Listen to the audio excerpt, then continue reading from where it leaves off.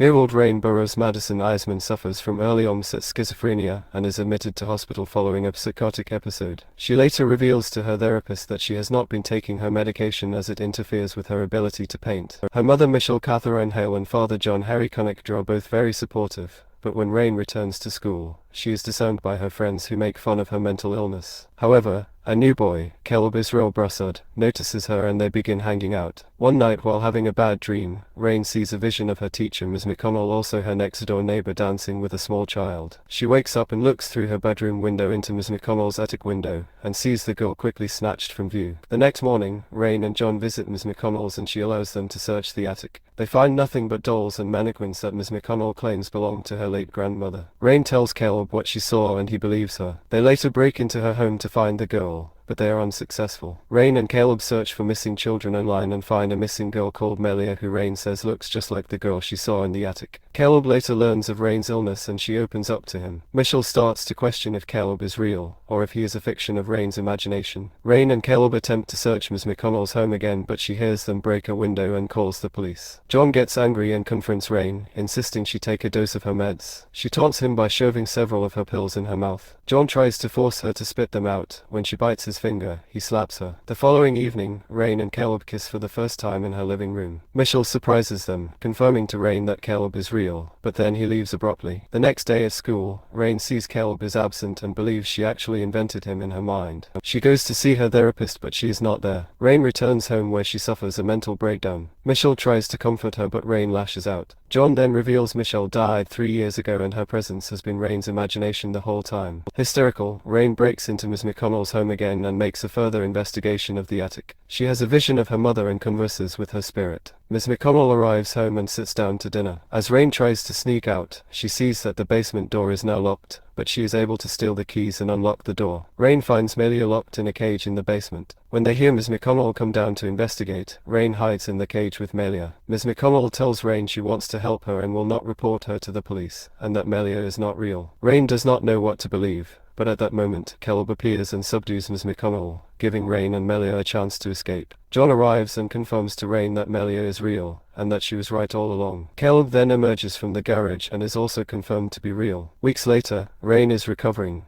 New medication is working and she has stopped having as many hallucinations. She and John visit Michelle's grave. Later, as Rain is falling asleep in her room, a vision of Michelle sleeps beside her, reassuring her that her mother is forever with her in her memory, but with her in her memory, but with her in her memory, but with